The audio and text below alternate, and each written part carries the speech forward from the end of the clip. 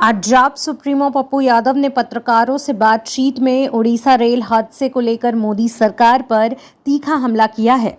जी हां, पप्पू यादव ने कहा कि रेल हादसे के बाद कई रेल मंत्रियों ने इस्तीफा दिया था। क्या इस सरकार की कोई मोरल वैल्यू नहीं है, या जो अपने आईएएस को ट्रेन और प्लेटफॉर्म बेचने के लिए लगाए हैं, क्या उनसे ज्यादा जनता की जान की कोई कीमत नहीं है? पप्पू यादव ने कहा कि शताब्दी, जन शताब्दी समेत कई लग्जरी ट्रेनें देश में चली, लेकिन कभी देश के पीएम ने ट्रेनों की हरी झंडी नहीं दिखाई। लेकिन पहले पीएम मोदी हैं जो लगातार वंदे मातरम ट्रेनों को हरी झंडी दिखाया। वहीं 500 से ज्यादा मौत के बाद पीएम नरेंद्र मोदी घटना स्थल पर गए, जहां उन्होंने मोदी मोदी का जयकारा बीजेपी कार्यकर्ताओं से लगवाया। कितनी दुख की बात है। उन्होंने रिजाइन किया, माधवराव सिंधिया उन्होंने रिजाइन किया, नीतीश कुमार जी जो हमारे मुख्यमंत्री हैं बालासर में, उन्होंने इस्तीफा दिया।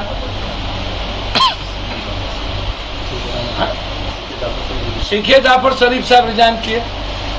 क्या इनकी डिक्शनरी में मॉरल वैल्यू नहीं है, या जो अपने आईएएस को ट्रेन बेचने के लिए, रेलवे प्लेटफॉर्म बेचने के लिए लगाए हैं, क्या उनसे ज्यादा महत्वपूर्ण इस देश की जनता की जान की कीमत नहीं है?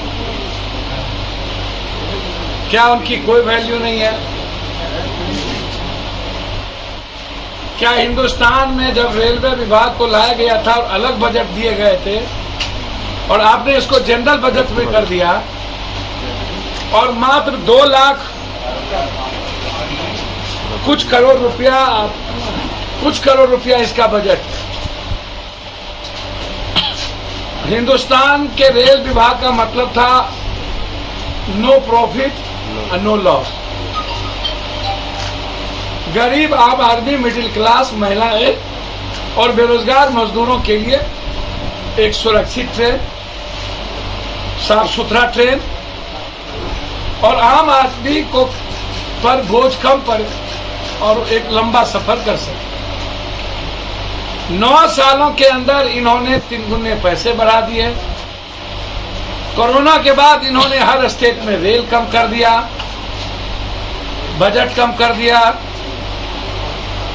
और रेलवे की सुरक्षा पर से ध्यान हटा के प्लेटफॉर्म के टिकट 100 रुपया, 80 रुपया, 200 रुपया करना, और फिर से एयरपोर्ट के तरह अदानी को रेलवे को भेज देना, पूंजीपतियों के हाथ में रेलवे को भेज देना। और अभी तक पहली बार हिंदुस्तान में ऐसा हुआ कि इतने बड़े 500, 250, 280 नहीं है, 500 से ऊपर लाश हैं। इतने बड़े मौत के बाद नरेंद्र मोदी जी वहां गए तो वहां जय जयकारा करा दी। चारों तरफ लाश था और वहां ये मोदी मोदी करा रहे थे, मात्र अपने आरएसएस और बीजेपी के वर्कर।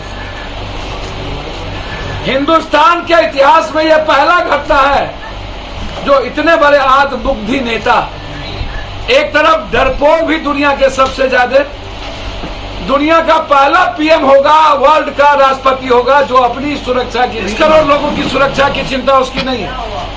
140 करोड़ जस्टिस और न्याय की उनकी व्यवस्था नहीं है। पंजाब में किसानों से वो डर गए। एसपी जी रहते हुए कहते हैं भगवान बचा लिया।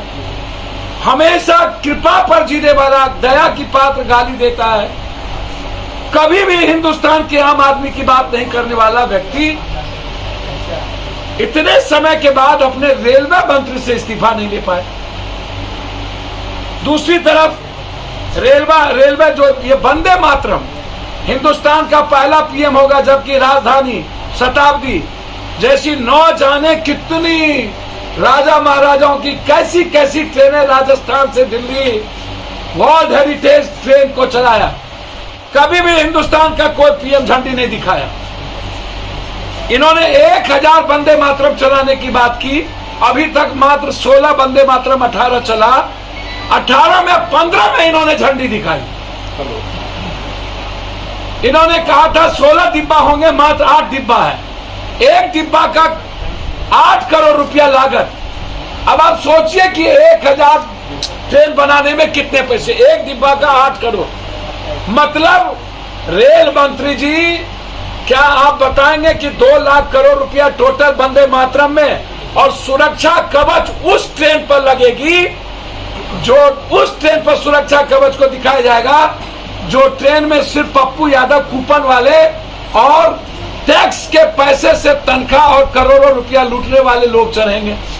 एक भी मिडिल क्लास, गरीब महिला, आदिवासी, दलित, पिछड़ा, अत्यंत पिछड़ा, देश का गरीब माइनॉरिटी, गरीब ब्राह्मण, गरीब राजपूत, एक भी आदमी जिसके पास इकोनॉमी 6000 से ऊपर नहीं है, 8000 से ऊपर नहीं है, क्या वो व्यक्ति इस ट्रेन में सफर करेगा?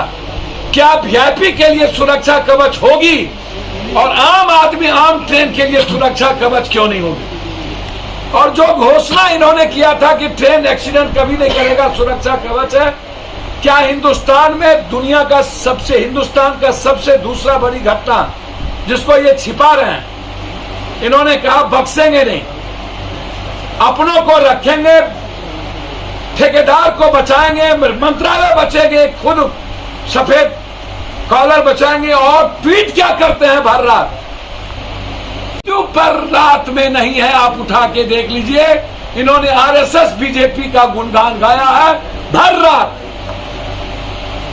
मेरा सवाल है देश के प्रधानमंत्री से, सुरक्षा कवच सिर्फ वीआईपी के लिए क्यों? एक ही ट्रेन पर सारा बजट का पैसा खर्चा 8 करोड़ रुपया, 16 डिब्बा बोले थे, मात्र 8 डिब्बा क्यों? और आपको हर चीज में झंडी दिखाने की जरूरत क्यों पड़ती है? कितना को बेचिएगा? क्या हमारी पार्टी किसी भी कीमत पर देश के रेलवे मंत्री से अविलंब इस्तीफा चाहती है?